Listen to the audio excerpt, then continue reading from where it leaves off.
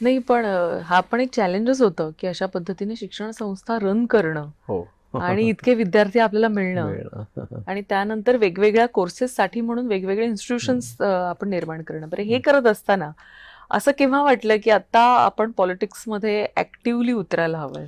नाही, मला पॉलिटिक्समध्ये उतरावं असं कधीच वाटलं नाही. परंतु मला आठवतंय की 2011-12ला मला ज्यावेळेस नॅशनल यूथ अवॉर्ड मिळाला, त्यानंतर मी या कॉलेजच्या विद्यार्थ्यांसाठी पिंपरी चिंचवड शहरातील ज्यांचं पॉलिटिक्स हे स्पेशल सब्जेक्ट आहे, त्या सगळ्या विद्यार्थ्यांना गॅदर्ड करून युवा आमदारांचे मी एक संमेलन ठेवलं आणि त्याच्यामध्ये त्यावेळेस माननीय देवेंद्रजी फडणवीस भारतीय जनता पार्टीचे अध्यक्ष होते. ते त्यांच्याबरोबर 6 ते 7 युवा आमदार, मला त्यावेळेस आठवतंय, आडसूळ होते, क्षितिज ठाकूर होते, प्रणिती शिंदे होते, अशा सगळ्यांना मी बोलवलं आणि त्याच्यामध्ये वेगवेगळ्या चर्चा घडून आणल्या.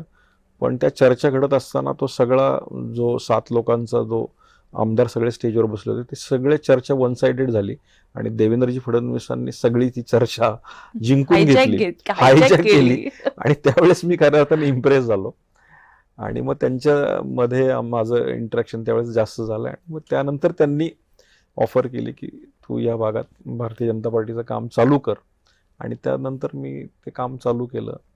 आणि मग नंतर असं वाटायला लागलं की भारतीय जनता पार्टीचं तत्त्वज्ञान असेल किंवा काही गोष्टी असतील, समाजाप्रती माननीय फडणवीसजींचं काम असेल, गडकरीजींचं काम असेल, याच्याकडे मी ॲटोमॅटिक अट्रॅक्ट होत गेलो. आणि खास करून मागासवर्गीय समाज आणि खास करून युवा पिढी ज्यांना स्किलच्या माध्यमातून पुढे जाण्याची गरज आहे, अशासाठी आपण काम करू शकतो का, म्हणून मी काम चालू केलं. आणि मला असं वाटतं की माननीय मुख्यमंत्र्यांचं काम आत्ताचं आणि त्यावेळेसचं हे खरोखर प्रेरणादायी आहे. त्यामुळे ती माझी प्रेरणा आहे. त्यांचं डेडिकेशन असेल, त्यांचा प्रत्येक गोष्टीतला अभ्यास असेल, त्यांच्या प्रत्येक गोष्टीतला बारकावा असेल, त्यांच्या आजही मी मीटिंग्स बघतो.